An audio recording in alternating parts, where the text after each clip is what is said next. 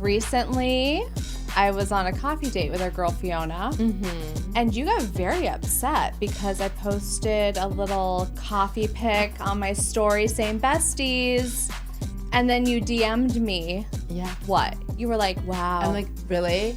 Bestie? Really? Bestie? So, how many besties can we have? How many besties can we have? I thought that we could have a good collection. It's a good question. Don't you have more than just one bestie? I can't be your only bestie. Yes, not you.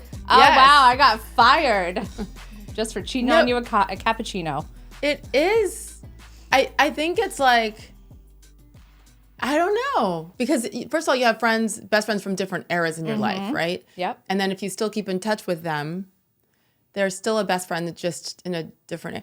All of mine live in different places. Most of yours happen to live here. So I guess it's like, whatever. Actually, they don't, for your information. I have West Coast. I have East Coast. I'm a bi-coastal bestie kind of gal. Oh, bi-coastal bestie. But your dad being in the military, don't you feel like it was hard for you to make friends? Like, it was when super you were younger? hard. Yeah. I mean, because obviously, who wouldn't want to be friends with me? Obviously. But then again, it wasn't because we were always with other military kids and all the Army kids and Air Force and Navy, but who cares about them? Okay, so going back, I know a couple of your friends. Yeah. So one of your main friends that you've had, is she the longest, Julie, from college? Yes. Okay. Yes. And then who else do we We go have? way back to our days at Indiana University. Ooh, she's got all the good dirt. Oh, she's got dirt. All the good dirt. She's got, Sage is hopeless, like with guys, that kind of dirt, which is kind of true. Sage can't dance. Sage can't dance. Yeah, there's that. Sage is a night owl, and like I would come in her room at 2 a.m, come back from a party, and like jump on the bed and like just. So Julie and I are in the same support group. Then Yeah, YOLO! Yeah, come on, guys, wake up, sleep when you die. People like Let's to go. sleep. What's sleep wrong when with you die. Let's go. No, she was all the dirt since 1991. Woo! I know. I need to get. You know what? I need to call up Julie one day and get Stay away all from the Julie. deets. Oh no, I'm not. Stay away from Julie. Yeah, so Julie's the longest friend I've had because again, moving as a military kid, you can't keep track of your friendships. Back in the day, there was no internet, right? Like you had to hand write a letter, snail mail. You had to put in the effort. You had to, time. but that's all we knew. So we did make the effort, but it would take 2 weeks. I lived in Belgium or Greece. It would take 2 weeks to get from Europe back to the U.S. and then another 2 weeks before they write you back and it gets there. So you don't talk for a month or 5 weeks. It's just hard. But Army kids, military kids are the most welcoming because we know what it's like to be the new kid. All the time. Yeah, always. All the time. Now, what about when you moved to Arizona? 2014, moved to Arizona, moved to Scottsdale because I was doing NBA Countdown in Los Angeles, but didn't want to bring 3 kids to LA, so we moved to Scottsdale. That was, oh my gosh, that was probably one of the best places I ever lived. And when ESPN made me come back to Bristol in 2017, as you know, I sobbed and begged. Didn't work. Sue Fitzpatrick. She's my best friend from Arizona for sure. And so she's the most recent addition to my very small group. And she is, Sue Fitty. Yeah. She is awesome. The mother of 4 girls. They're all gingers too, right? They're all beautiful redheads. Yes. And Sue, was a stay-at-home mom for years and years and years, went back to work a few years ago as a real estate agent and has just rocked it and rocked life. Like she's awesome. And she inspires me. So I met her in 2014 and we've been connected at the hip since. And you talk about a strong woman who's been through a lot. I feel like that's the common denominator in your friendships. And then you also have, I know Jade really well too. Jade Panovich, who was my neighbor in Canton, Connecticut. Yeah. And then she's in North Carolina now. And all of our kids were best friends. And what a special human, right? So I feel like all those women are very strong women. And I feel like that's someone that type of person you gravitate towards. And then there's me. And then there's you. Wait, I want to talk about real quick, like how we met, because I feel like everyone. No. I know what you're going to say here. Everyone always thinks that we were friends first and then you pulled me into the chaos of ESPN. But in fact, they are wrong. She didn't even really like me when she first met me. That's not true. She called me Lindsay.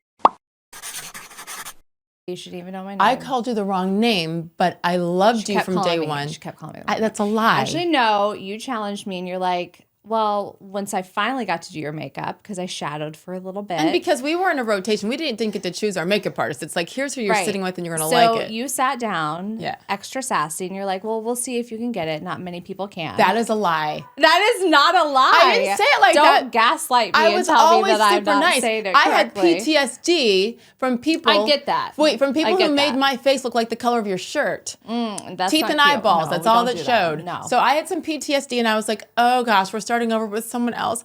Please, please, please. Microwave's going off.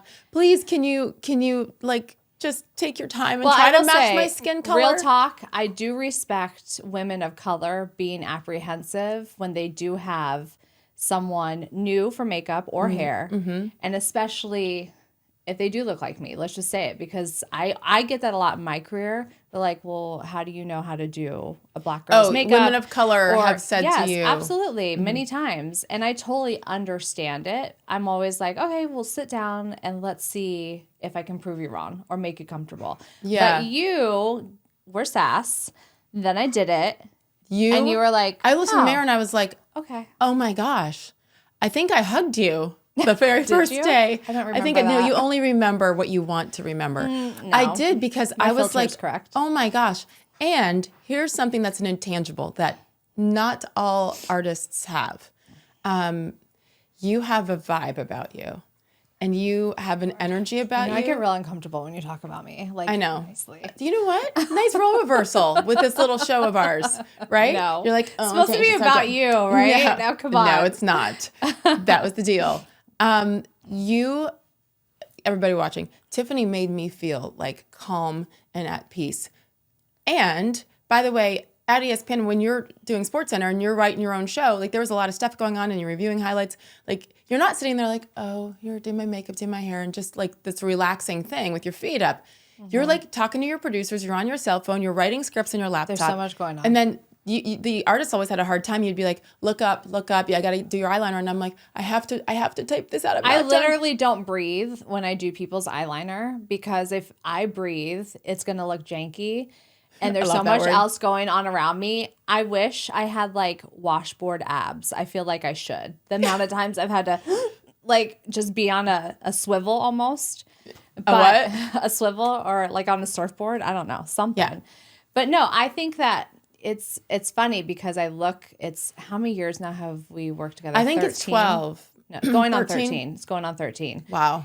And it wasn't just in studio. And it was on the road. And I feel like that's where we really got to know each other. Yeah. And we had so much fun. And a lot of times it was like so much work too. But during COVID, I feel like is when we really were like, okay, we're kind of in our quarantine bubble together. Wait, real quick though. It was on the road, in particular with the NBA Finals. That was the first time, I think, in 2012.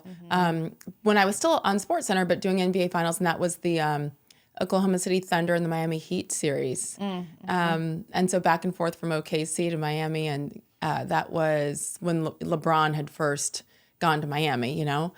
And that's, I think, where we really went next level. And there were times where we shared hotel rooms, you know? And then there's times where I remember sharing hotel rooms with you.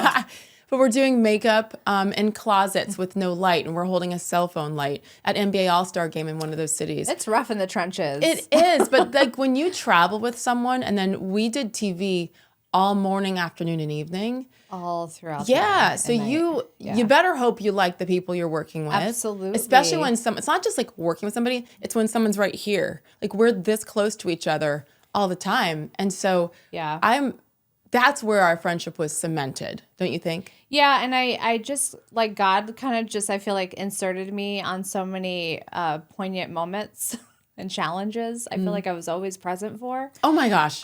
Would you like to tell people what we call them? Ass sweaty moments. Here are Ass Sweaty Moments, brought to you by... Presented by... Yeah, that's how I feel like we need our own commercial or something. We do. And by the way, almost all of them, not the first couple ones, but almost all of them were recorded. No one knows on the other end who might have been a part of the ass-sweating moment. Don't give secrets. They're deleted now, but they were fun to listen to. They're fun for our own thing to like reflect on. Wait, did that just happen? And somehow you were part of all of them. You were there for all of them. Yeah, I don't know what. They all involved ESPN. Shocker. I mean, I'm just a neutral force, just sitting here, just being the support, for what you need. But yeah, like I would like less ass sweaty moments in 2024. I think we're already on the way to that. Okay, Wait, cool. real quick to your point with COVID. Yeah. Because when COVID hit, ESPN said, good luck doing your makeup and hair, have fun, but still be on national TV and look great. And Yeah. we're not gonna talk about sports because there's no sports, but Just like, do good it luck. all. Do it all. So it took a couple of months for us to get approval to even have you touch us because they were afraid of, spreading the plague, right? And there are just so many difficult parts of COVID for everybody. But then I had you coming to my house. Yeah. Every single day. It was my second home. It really was. I was Yeah. doing the 6 p.m. Sports Center, right? And every single day you'd be at the house. And that continued until the day I left ESPN in August of 2023. Really. So it was 3.5 years almost of us one-on-one in my house, which meant you witnessing a lot of crap. First of all, me, running late. Wait, you're still naked in the shower and I'm here to do your face. I mean, we're going to work on that in 2024 too. Oh, yeah. I promise. I would like more glam time. I would like to be able to get photos. But I will say in your defense, you are like writing shows.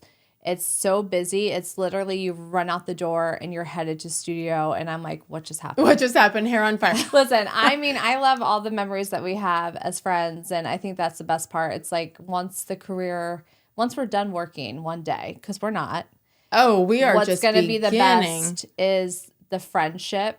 And I think that we have found throughout our friendship that we're more similar than we realized. And a lot of other people are always like, how are you guys friends? It's so weird. You're so different. But it's like, yeah, well, that's for our secret to know and not for you to know. But I also think that that's the beauty of it, know? Yeah. And it's something that, like, you have had such patience. Again, it's one thing to be a makeup artist. It's another thing to be a makeup artist for people who are doing live TV. And, the way that we did it with it all crunching and happening all at the same time, basically. But there are so many moments, and I actually don't want to talk too much about this because I like the way I did my makeup today because you're at your house, and I'll be the judge of that. cry. But there were many moments that you were there, and in the scariest times, with certain people around that we'll save for another podcast, I was scared to death. And this is probably 10 years ago.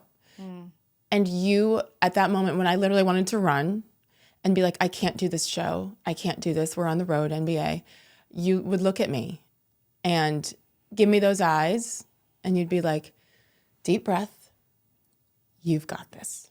So you turned in to much more than a makeup artist. And by the way, hairstylist, because they never gave me hair on the road during the NBA finals or Sports Center on the road either. I'm always having to get out of my lane. But you did it. And that's the thing. This is yes, you always made me look great. And I think that's something people underestimate is when you feel good, you perform better no matter what your job is. You walk in a little taller, more confidence, and you allowed me to feel that and to be the best possible host, I think, that I could have been. In that way to instill that confidence. But it just went far beyond makeup and hair. And it's that human interaction that I'm so grateful for. I mean, hello, when I called you Lindsay back in the day, did you think we'd be doing a TV show together? So look, no, I came around. But here we are. More to come. Love you. I love you. Don't make me cry.